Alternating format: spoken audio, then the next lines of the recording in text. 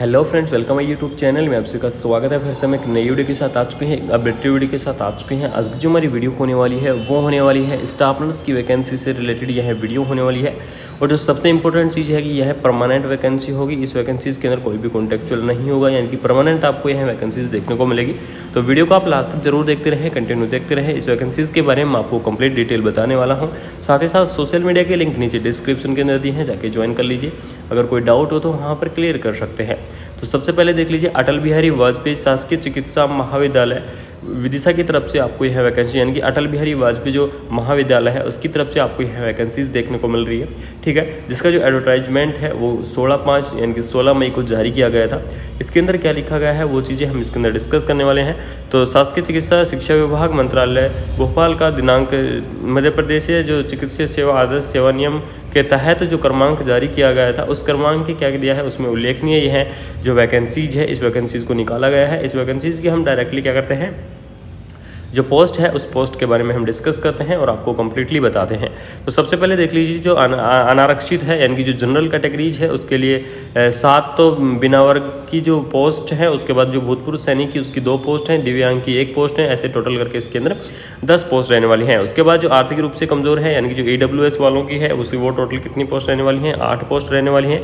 SC category वालों की total 5 post रहने वाली हैं और ST कैटेगरी वालों की टोटल 14 यानी कि 14 पोस्ट रहने वाली हैं और OBC कैटेगरी वाले की 7 पोस्ट है। इनके ऐसे टोटल करके इसके अंदर अगर मैं पोस्ट की मैं बात करूं तो टोटल इसके अंदर 44 पोस्ट पर आपको क्या देखने को मिलेगी, यह भर्ती देखने को मिलेगी।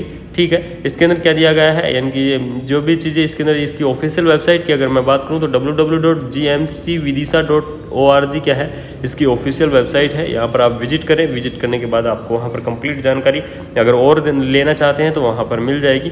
इसके अंदर बाकी मैं आपको यहाँ कंप्लीट जानकारी इस वीडियो के अंदर दे दूंगा कि उपरोक्त विज्ञापन की संपूर्ण जानकारी आवेदन निर्धारित रूप से अटल बिहारी जो वाजपेयी है वहाँ पर क्या है यह वैकेंसीज निकाली गई है, जिसकी आवेदन जो अंतिम दिनांक है यानी कि जो इसकी अंतिम दिनांक है वो रहने वाली है 6 जून, यानी कि 6 जून तक आप इस वैकेंसीज को अप्लाई कर सकते हैं। 6 जून के बाद आपका यह वैकेंसीज है वो अप्लाई नहीं होगा। ठीक है, साथ ही साथ मैं आपको बता दूं इसके अंदर जो आवेदकों द्वारा अपना पूर्ण रूप से निर्धारित प्रारूप में भरा हुआ आवेदन पत्र समस्त दस्तावेज सहित केवल स्वयं द्वारा डाक या रजिस्टर्ड डाक द्वारा ही मान्य किया जाएगा। यानी कि इसके अंदर जो वैकेंसीज होने वाली है ये आपकी जो ऑफलाइन वैकेंसीज रहेगी, यानी कि इसमें जो आपको अप्लाई करना पड़ेगा वो ऑफलाइन तरीके से अप्लाई करना पड़ेगा। और ऑफलाइन किस तरीके से अप्लाई करना पड़ेगा कि जो इस वैकेंसी के अंदर जो ऑफिशियल वेबसाइट पर जो फॉर्मेट डाला है यानी कि एप्लीकेशन का फॉर्मेट डाला है उस फॉर्मेट को आपको कंप्लीटली क्या करना है, भरना है। उसमें जो भी डॉक्यूमेंट्स मांगे गए हैं वो डॉक्यूमेंट्स उसके अंदर आपको सेल्फ अटेस्टेड के साथ लगाना है और सेल्फ अटेस्टेड के साथ लगाकर आपको या तो क्या है कोई डाक द्वारा या फिर यानी कि कोई भी है तो रजिस्टर्ड डाक हो, उस रजिस्टर्ड डाक के द्वारा या फिर आप स्वयं जाकर यानी कि आप खुद सेल्फ जाकर क्या कर सकते हैं, इस जो एप्लीकेशन है या इस वैकेंसीज को हैं वो अप्लाई कर सकते हैं। अटल बिहारी वाजपेयी विदिशा की जो ऑफिस है वहाँ पर जाकर क्या कर सकते हैं, इसको अपने एप्लीकेशन फॉर्म को भर सकते हैं या फिर रजिस्टर्ड डाक के द्वारा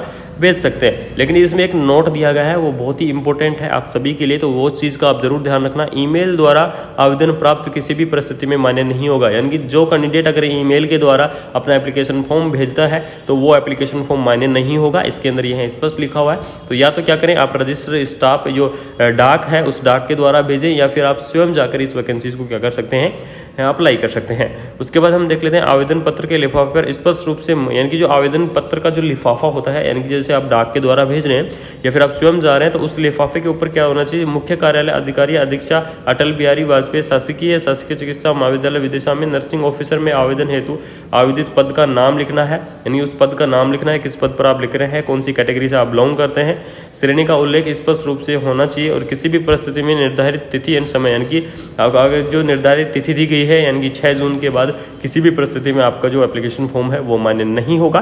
तो यही एक आपको इन्फॉर्मेशन देनी थी, बाकी कंप्लीट डिटेल मैं आपके साथ जल्द ही लेके आऊँगा।